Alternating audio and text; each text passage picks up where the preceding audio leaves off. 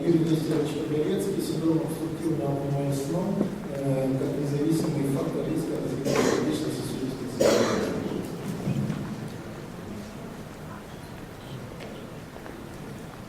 Уважаемый председатель, уважаемые коллеги, в очередной раз хочу поблагодарить за привлечение нашей компании, нашего лаборатории сна, меня лично, для предоставления некоторых результатов и опять же возбуждения темы храпа и апноэ в нашей лечебной деятельности. Итак, синдром обструктивного апноэ сна, напоминаю, смыкается глотка, спадается 300, 400, 500 раз за ночь, что приводит к гипоксии. И мы должны понимать, что главной проблемой, главным триггером является гипоксия. Если в норме, уважаемые коллеги-кардиологи, запоминайте еще раз, 96-98% норма кислорода в крови. Критический уровень, с чего начинают ревматологи работать и стараться не пропускать, является цифра 85. Такой парадокс, который не могут понять даже анестезиологи и реаниматологи. Цифры наших пациентов, начиная с 10 часов вечера, мы можем увидеть 50, 40 и 20. Чемпионом по снижению кислорода, который мы обнаружили, оказался наш коллега доктор-ревматолог Западной Украины. Он нам показал в час ночи 14.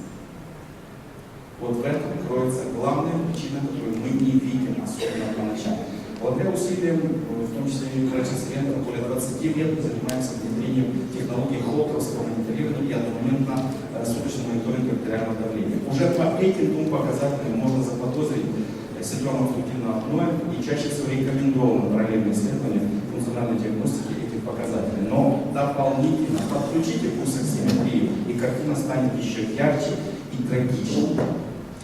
Доказательства взаимосвязи, исследование состояния сердца во время сна. Сердечно-сосудистые заболевания коррелируют с индексом нарушения дыхания во сне и насыщением крови кислородом, независимо от возраста, индекса массы тела, соотношения объема талии к объему бедер, окружности шеи, злоупотребления алкоголем и так далее. Апноэ сна является самостоятельным грозным фактором риска развития сердечно-сосудистых заболеваний. Данные более 10-летней давности. Моментов доказательности сегодня в медицине достаточно много. Информации по храпу, по апноэ настолько много, жизни не хватит перечитать. Но обратите на это внимание. По своему профилю подчеркните эту информацию. Я благодарю доктору Микофиц, который доносит нам сегодня свежую информацию, новую информацию из европейских источников наших сомнологов. Также обратите внимание, что синдром обструктивного апноэ сна увеличивает риск возникновения сердечно-сосудистого заболевания в 4 раза. СИПАП-терапия, это метод лечения, возвращает пациента к норме. Рекомендации Европейского общества кардиологов 2007 год. В Америке провели эксперимент. Наблюдали за пациентами, которые отказались от СИПАП-терапии при тяжелой и средней степени апноэ. Половина из них в течение 8 лет погибла. Европа случайно повторила такой эксперимент, совпала цифра 8 лет наблюдения за пациентами, которые использовали СИПАП-терапию. Ни одного пациента, ни один пациент не погиб. Риск синдрома обструктивного апноэ сна. Обратите внимание на показатели. Там, где индекс апноэ меньше 5, выживаемость больше, лучше. Там, где индекс апноэ больше 30, смертность катастрофическая. Это приводило к развитию артериальной гипертензии, мерцательной аритмии, сердечной недостаточности, ишемической болезни сердца. Естественно, на этом фоне параллельно с сочетаемостью, с корреляцией от 80 до 100% сахарный диабет, что и приводило к развитию и атеросклероза. Риск нарушения дыхания во сне. Обратите внимание на данные 1988 года. Тогда еще практиковали выход из апноэ при помощи трахеостомии. Моменты выживания СИПАП и трахеостомии и без. Насколько мы продвинулись вперед, слава Богу, уже трахеостому не ставят в онкологических вопросах, но уже использование СИПАП-терапии позволило значительно улучшить показатели, если пациент использует СИПАП-терапию. Посмотрите разницу без и с СИПАП-терапией, факторы смертности и гибели пациентов. Обращаю внимание хирургов, малоинвазивных кардиохирургов к вопросу постановки кардиостимуляторов. Сегодня новое течение, веяние кардиостимуляторы, которые имеют датчик апноэ. В первую очередь, конечно же, все, что больше 30 и считывает этот датчик, показывает кардиохирургам, обязательно пациента направляется в лабораторию сна для коррекции терапии. Кардиостимулятор сам по себе не спасает пациента от апноэ. Он подсказывает кардиохирургу. Бегом в лабораторию сна. СИПАП поможет параллельно с кардиостимулятором. Наша статистика говорит о том, что более 30 пациентов мы сняли диагноз постановки кардиостимулятора. Он был не нужен данному пациенту. Но 40 пациентов с кардиостимулятором пришли в нашу лабораторию, потому что они погибали. Итак, например, пациент, кстати, тоже коллега наш, анестезиолог в травматологии, Донецкий работает, продолжает до сегодняшнего дня. 16-секундные паузы на фоне кислорода 84. Мы видели нарушение паузы сердца, остановки сердца на уровне кислорода 91-90, уже были паузы. Так вот интересный факт. Только лишь за счет стабилизации кислорода, даже видите не идеальные цифры 96-98, на уровне 94, удалось восстановить ритм. И кардиостимулятор данному пациенту не нужен. К сожалению, необходимо констатировать факт. Не все кардиохирурги это понимают. Без имен, без учреждений. Кардиохирурги утверждают, вначале останавливается сердце, когда падает кислород. Но когда конкретно показываешь примеры, в начале снижение, катастрофическое снижение кислорода, и тогда начинается проблема. Сегодня необходимо отметить, что один из кардиохирургических центров имеет лабораторию сна, потому что поняли. Постановка 2, 3, 5 стентов не решает проблему пациента выжить ночью от апноэ. И вопрос, который задали, попросили, давайте вы откроете глотку пациенту, чтобы он дышал, а мы откроем трубу здесь, в том числе шунтирование и стентирование. Не спасает стентирование и шунтирование от внезапной смерти во сне, от апноэ. Европа пошла дальше и уже отработаны схемы, как правильно вести, курировать пациентов. Например, Канада, больше всего нравится вот эта схема работы. Однозначно, все кардиоваскулярные заболевания, пульмонарные, диабет и другие заболевания, связанные с храпом апноэ, подвергаются портативному мониторингу на дому, амбулаторному, а также полисомнографии. Посмотрите, группа распределяется на домашние исследования, скрининги, очень достаточно большая группа. При подтверждении идет аутотитрация подбора СИПАПа. В случае отрицательного они все равно подтверждаются на полисомнографии. Я сторонник полисомнографии, потому что самый эффективный метод и самый убедительный для пациента, когда он утром себя видит. Он видит врага. Иначе пациент приходит, у меня все нормально с весом 180, 200 килограмм, 217, сегодня рекорд у нас 265 килограмм. У меня все нормально. Он не видит себя. На утро на полисомнографии с видеокамерой, с наблюдением он видит эту катастрофу. Скрининги.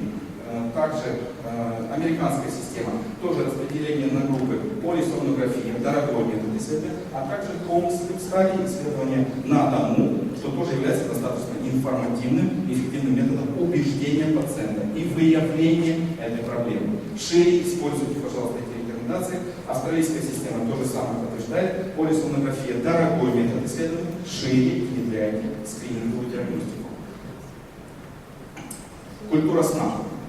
Уважаемые коллеги, мы говорим о пациентах где-то там за дверью, где-то там в наших приемных, в наших кабинетах. Акцент в этом докладе хотел бы сделать, если разрешите, на нас, уважаемые коллеги. Культура сна начинайте с себя. Рекомендую. 8 часов сна с 20 до 6:00. 8. Коллега Ингофиц будет утверждать, что можно и меньше, но я сторонник 7. Но нашему тесту скажи 7, они будут спать 6. Поэтому лучше скажу 8, 7 плюс 1, днем-то спать тоже можно.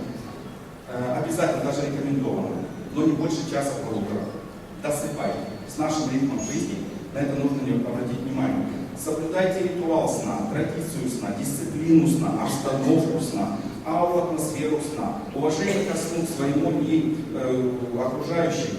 Вы пришли с дежурства суточного. Пусть вам даст семья отдохнуть, выспаться. А не сбегать за хлебом, посидеть с детьми, погулять с собакой. Выспитесь. Храпуна не должен быть рядышком. Наше открытие украинское, Инга Фикс знает этот момент, приезжал над этим феноменом, синдром рикошета. Храпун мешает сам себе и окружающим. Спящая жена или же наоборот, муж при храпуне не спит и не высыпается. Он видит все походы в туалет, он видит кручение и верчение. И спящий рядышком без храпа страдает так же, как и храпун. Поверхностной фазы сна, ведущий словить мелатонин. Первый совет рекомендации любого сомнолога в мире – вынести все электронные приборы из спальни. Спальня – храм сна. 3 С для наших пациентов и для нас. Спорт, секс, сон. Давайте не забывать эти моменты. Планшетки, мобильные телефоны, телевизоры – это убийцы сна. Начинается эра психопатии, невротизации, а также храп и окно связаны с этими предметами в доме. Заканчивайте 8 часов эти работы с этими приборами. Обратите внимание, производители, ведущие производители в мире компьютеров, планшетов, мобильных телефонов запрещают своим детям использовать эти приборы в доме более часа-полутора. В субботу, воскресенье категорически запрещено общаться с этими предметами, идет простое человеческое общение на природе. А у производителей возможности есть дать детям поиграться. Но, видимо, они что-то такое знают, чего мы пока еще не знаем. Световой шумовой мусор исключать, занавески, шторы закрывать, свет не должен попадать. Дневной здоровый образ жизни без перенагрузок. Откуда все начинается? Синдром хронической усталости, синдром хронического недосыпания, и рушатся все системы. Соблюдение режима труда и отдыха, банальная фраза советского врача. Исключить влияние хронического стресса и умножайте любви, доброты, понимания, заботы в семейных отношениях. Секрет в следующем. Структура сна, вы видите зеленую синусоиду, сон полноценный здорового человека. 5, 6, 7, 8, 9 циклов индивидуально сон формируется до 25 лет, но можно его и скорректировать. Секрет ведь заключается в том, что первый нырок с 10 часов до 12 приводит к получению своего дорогого золотого гормона мелатонина. Именно вот этот глубокий сон, первичный, очень важен. Нырните и словите. Не лечь в 22 часа, читать книжку электронную, кстати, тоже запрещено. Световое перевозбуждение не дает спать. Словите вот этот очень важный момент. Только здесь вырабатывается гормон мелатонин, а также соматотропный гормон роста. Детишки растут здесь. Совершенно секретная информация для вас. Словите этот секрет. С 22 до 24 золотое время выработки гормона мелатонина. А также, главное, не лечь в 22:00, повторяю. А стараться просто. Никаких дел с собой в спальне не неси. Красной чертой скотч такой есть, красненький. Нарисуйте как границу. Переступая эту черту в спальне, выступаете в храм сна. Все, никаких проблем, никаких вопросов. Органайзер закрыли, пошли спать. Синдром рикошета. Говорили, храпит один, второй не спит. Катастрофы вплоть до разводов. Рушатся семьи. Феномен рикошета. Приятно видеть, как восстанавливаются семьи, а также были молодые ребята в 25, 30, 40 лет, мужчины, страдающие эректильной дисфункцией и импотенцией с обвинением в бесплодии. Как только мы нормализовали сон, слава Богу, семьи объединялись, увеличивались, в любви больше прибавлялось семьи.